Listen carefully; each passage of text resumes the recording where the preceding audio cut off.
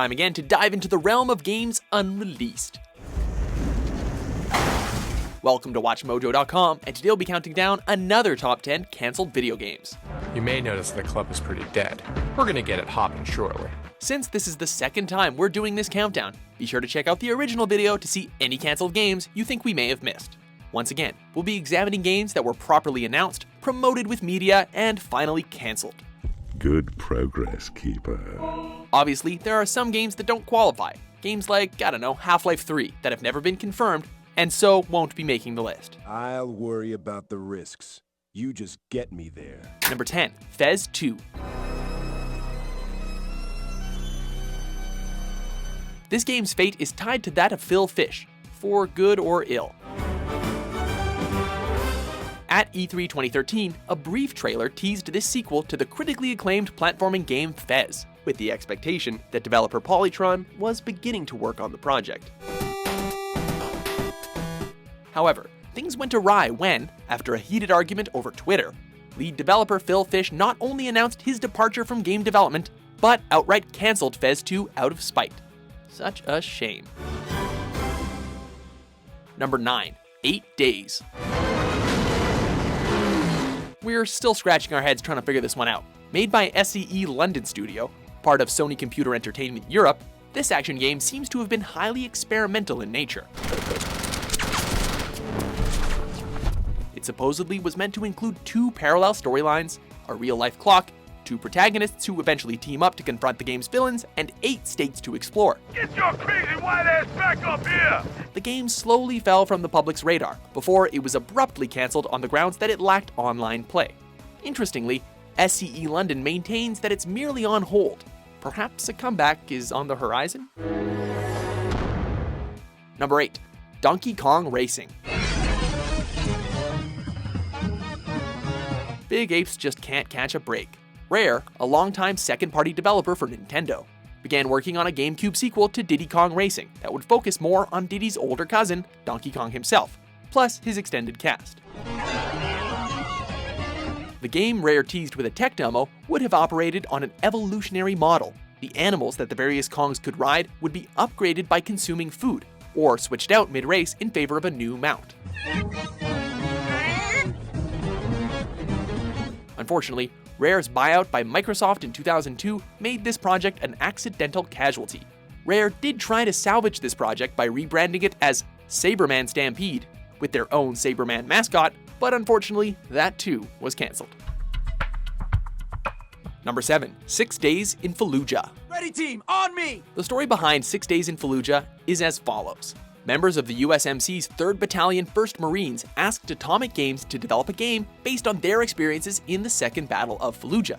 Atomic accepted and began crafting what they described as a realistic military shooter with horror elements, complete with destructible environments. We built a game engine from scratch that lets players degrade or destroy any part of the game world. Everything was set to go before the publisher Konami announced that they were severing ties with Atomic, based on public outcry over the subject matter. I think I read somewhere in the notes that you've lost your funding to actually put this game out to the public. Is that true? Though this was disappointing, the thought of playing with the lives of Marines that fought and died only a few years ago is a gray area indeed. In the video game, you're not just watching it, but you're actually experiencing the battle as if you were there. Number 6, Earthbound 64.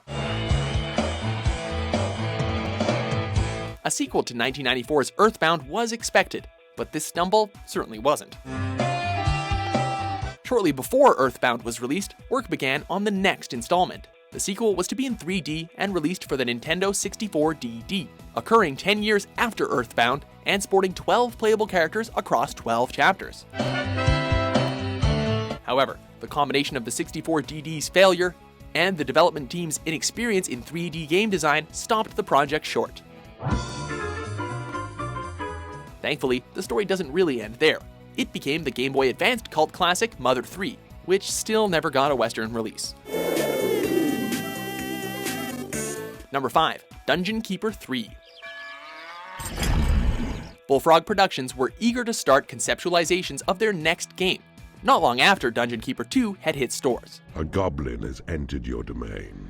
The plan was to take the series' premise of defending your dungeon with monsters from traditional heroic adventurers, tweak aspects of the economy and multiplayer gameplay, and even let players control both the heroes and a new race. Reality soon kicked in though, as Bullfrog was merged with Electronic Arts UK to work on other projects, leaving Dungeon Keeper 3 and other works in the dust. Fans finally got a new Dungeon Keeper game on mobile a decade later, but that's best left forgotten.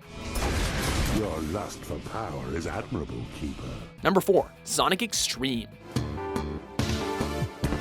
Kids always work hard, but not like this. This Sega Saturn title was the brainchild of Sega Technical Institute, whose vision for a game shifted from a traditional side-scroller to full 3D platforming game. In fact, it would have been the first 3D Sonic game, had pressure and physical limitations not intervened. Game engines were swapped out for one another, team members worked themselves to the point of extreme sickness, and the studio fell into chaos. Eventually, producer Mike Wallace had to make the hard call, and the game was canned, leaving the Sega Saturn without Sega's flagship mascot to carry it. Number 3. Warcraft Adventures: Lord of the Clans. This is their top secret project?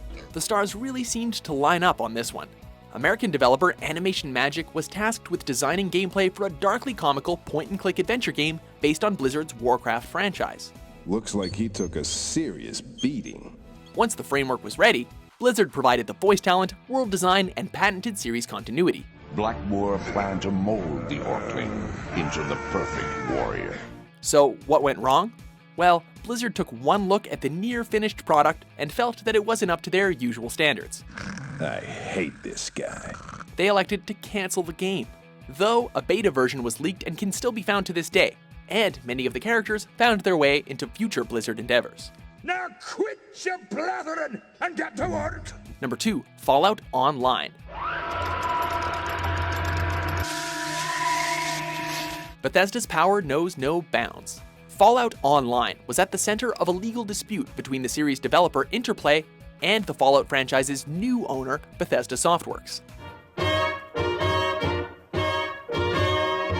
Pitched as an MMO, little is known about the actual game other than it was actually near completion and was being set in the Fallout franchise's 50s-inspired post-apocalyptic United States. The dogs are the yappiest, the kids are the scrappiest. Bethesda eventually won out, which led to the game's development being abandoned and forced Interplay to move on to other projects. I'm a weary exile. Since Fallout 3 was such a resounding success, it's really hard to take sides on this one. Before we unveil our top pick, here are a few honorable mentions. It's important to note you are the star of the show. You are changing the state of the world, and the world will react.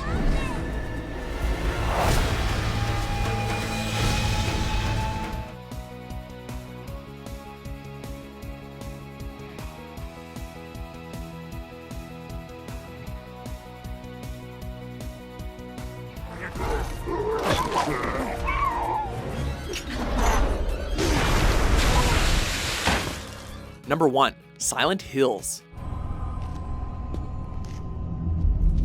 Just like Mega Man on our first list, the Silent Hill series has been on a downward spiral for years. And this collaboration between Hideo Kojima and Guillermo del Toro, starring The Walking Dead's Norman Reedus, looked to be the franchise's saving grace, especially after the incredible PT demo completely freaked us out. Sadly, it just wasn't to be, as internal conflict with Konami and Kojima led to the game getting the axe.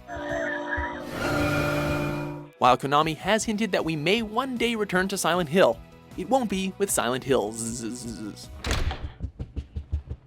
Do you agree with our list? Don't be stupid! What cancelled games were you disappointed about? For more retrospective top 10s published every day, be sure to subscribe to WatchMojo.com. Keep the drinks flowing, the dance floor hot, and the losers out. Drinks, dancing, dorks. Got it.